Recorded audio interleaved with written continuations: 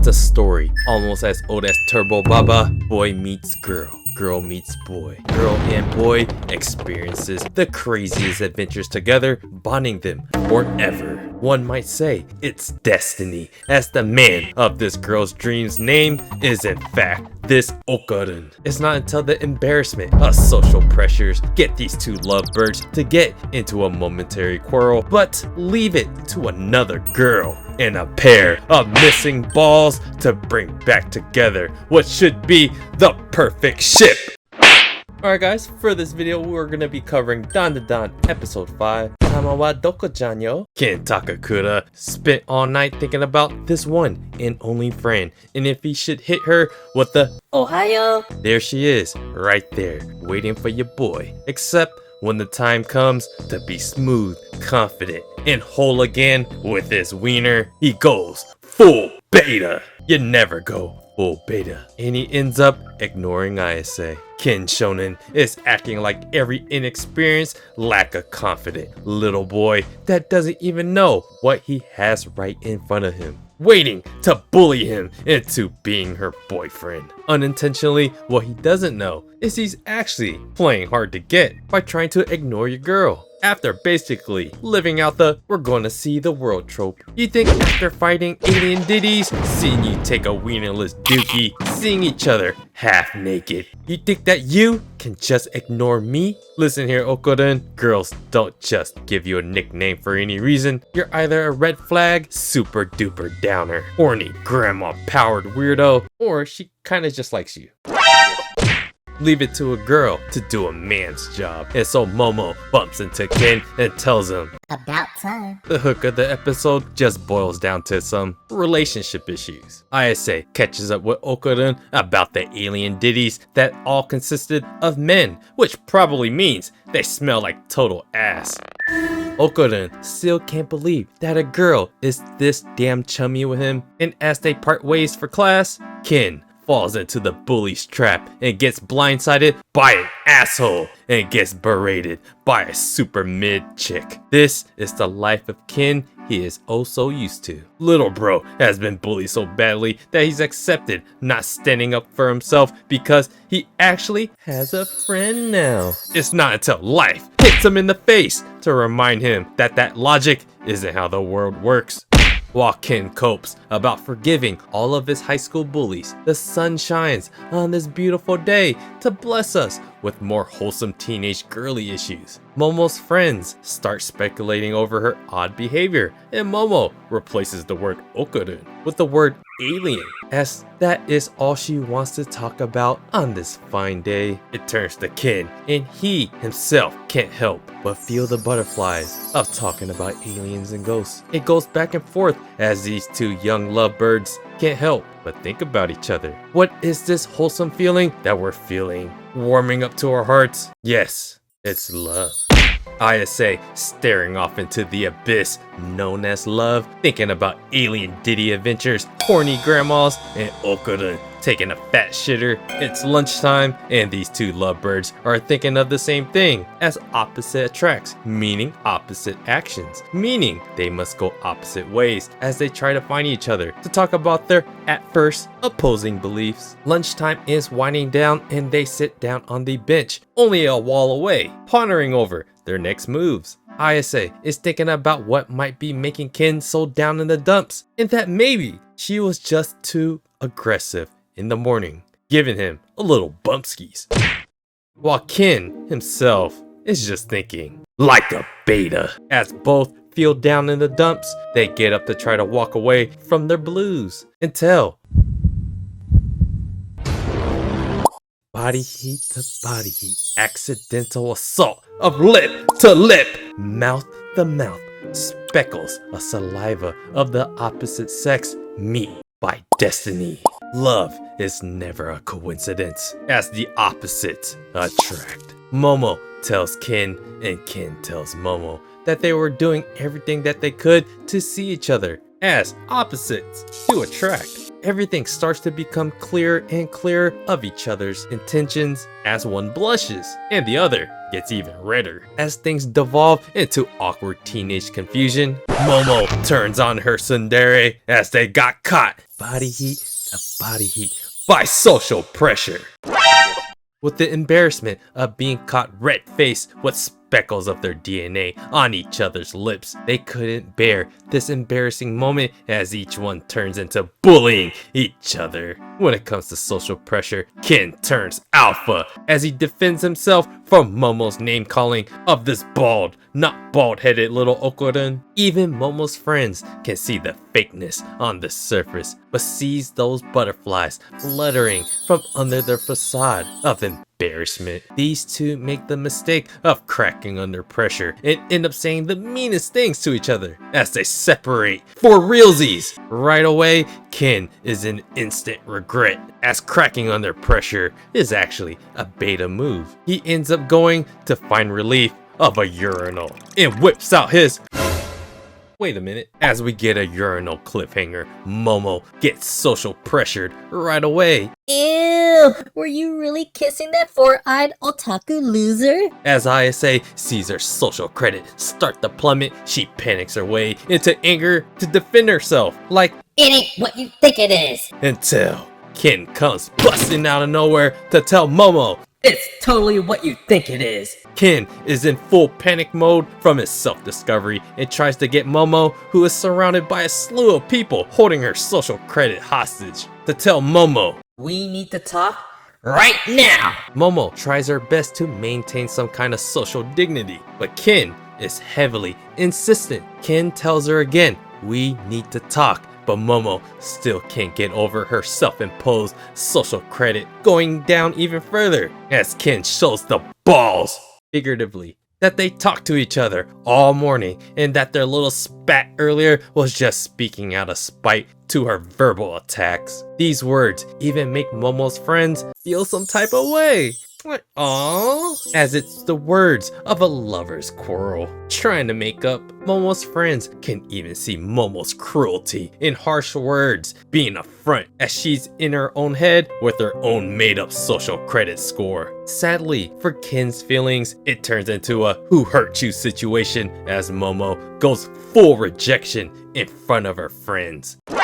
In a heartfelt sad moment, Ken asks Momo if she is really embarrassed to talk to a loser like him and walks away like a beta. Still confused by what he witnessed at the urinal. When feelings are involved, people act very unnaturally, and that is what her friends just witnessed as Momo ponders over her regrettable actions. When one girl turns you down, there's plenty of fish in the sea.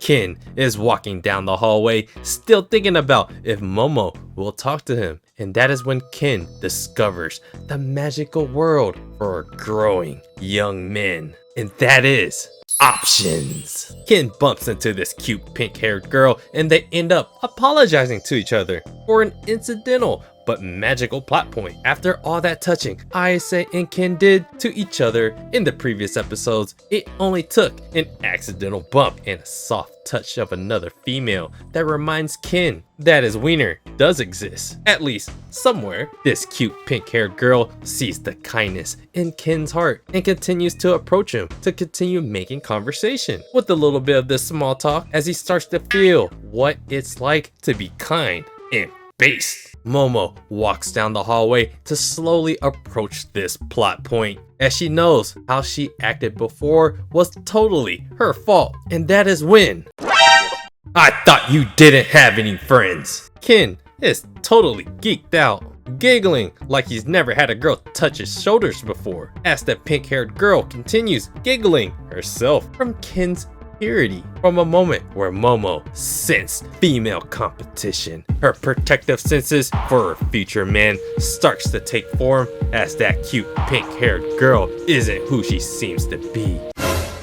As she walks by, she actually goes mask off. It's the type of girl we all love to hate. It's the cute, attractive, faker than fake, player, deceiving bitch that loves messing with your emotions, that end up being an OnlyFans model so they can swindle betas out of their salary.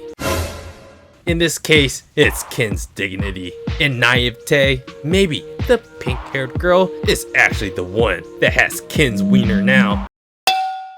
There's nothing like some stiff female competition that's even worser as an antagonist to make you realize your man is right in front of you as Momo takes Kin's arms into her chest to prevent him from playing Captain Savaho and forces Okurin Shonen to escort her home while saying her truth out loud and slamming the despicable pink-haired antagonist into some humble pie.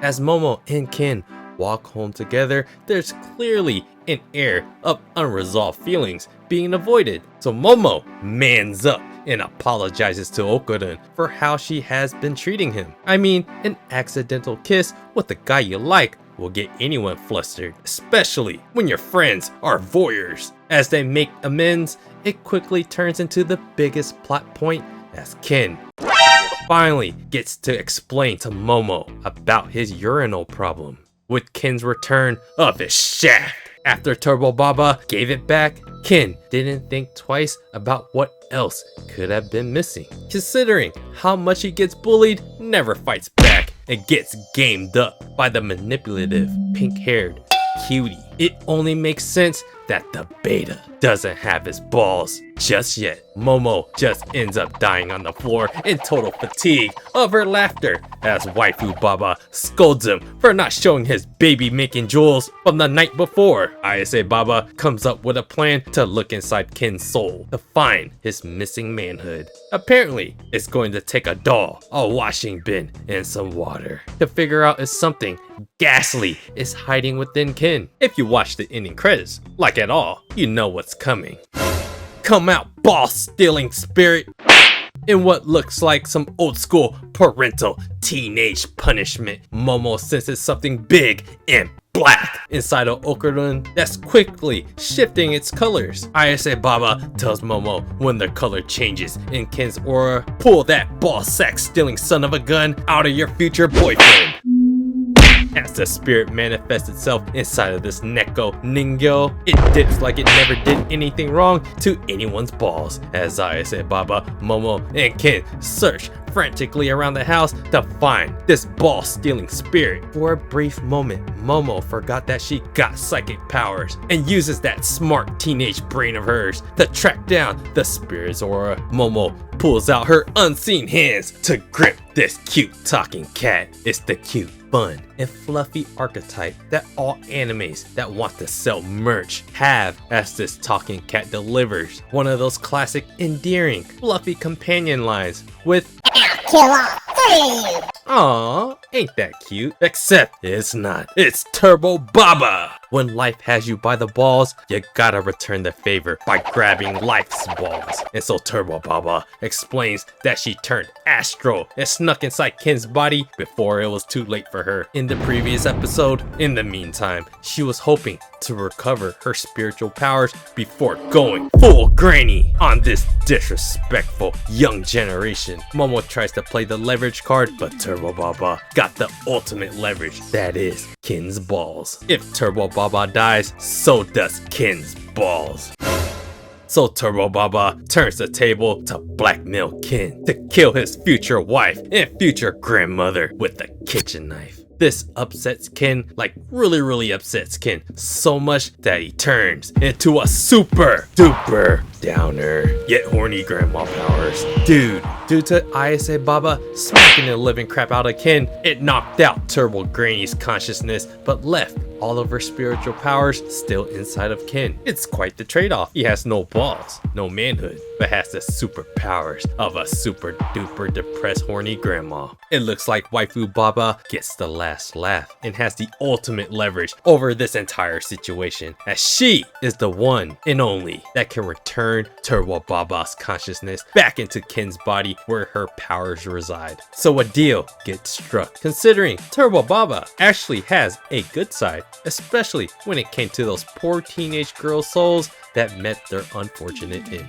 Turbo Baba will return Kin's balls, and Waifu Baba will return Turbo Granny's powers back to her in this trade. However, there is a missing ingredient here. Yes, that is a plot. In an unfortunate turn of events, it looks like Turbo Baba somehow, someway, lost Kin's balls. So it looks like we're gonna go on a treasure hunt for Kin's balls. At least Ken can turn super duper downer. Besides the last episode, which is that of an action-packed climactic episode, this follow-up episode usually at least starts off in the opposite as more of a downer slice of life episode, as we get more of this relationship oriented slice of life, which actually has been consistent with the previous episodes, which the first half of the episodes is typically this slice of life of this relationship bond between Ken and Momo, and the second half is where the plot heats up and starts to manifest itself into being nutless. That is what's special about Dandadan in their storytelling. It really is, when you boil it down to it, this heartwarming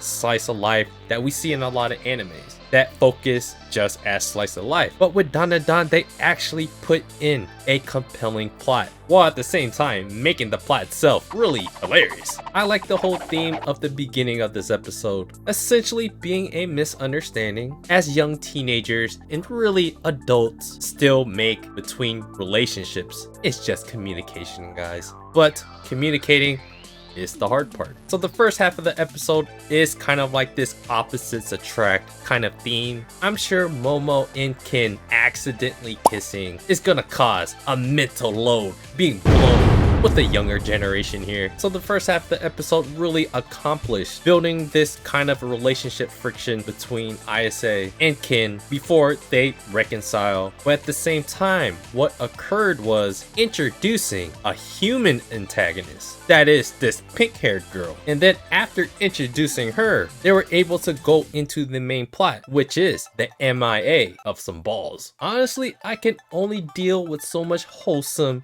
and heartwarming moments for so long, where the actual teasing of that first human antagonist means a lot. And usually characters that get introduced aren't introduced for no little reason. There's typically a bigger picture role for this character, which has all the antagonistic qualities and is the archetype that we all hate about this kind of girl.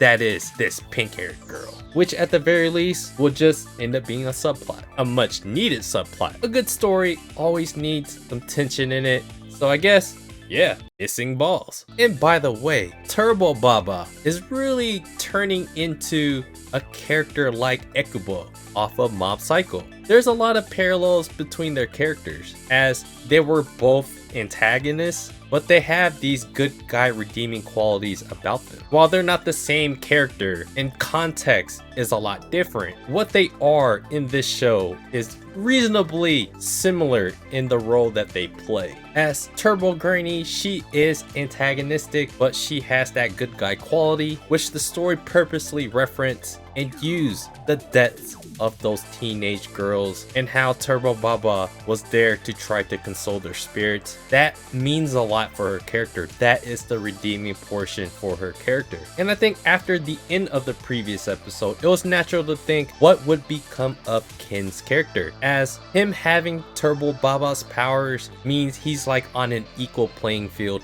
with Momo, who has her psychic powers. But now that he doesn't have them, at least we thought so at the beginning of this episode, how will he be able to be on that same level as Momo? So the story essentially said, hey, we're gonna extend Ken's powers a little bit more, but we're gonna do something funny with the plot, give you a little twist. We're gonna take away his balls, his manhood, as his character is kind of like a beta, but at the same time, we're gonna give him something that is technically should be masculine, as he gets this incredible physical ability, but it's from a dead grandma, and a horny one no less. That is the comedic irony in this show and within these characters. I love the fun of the show.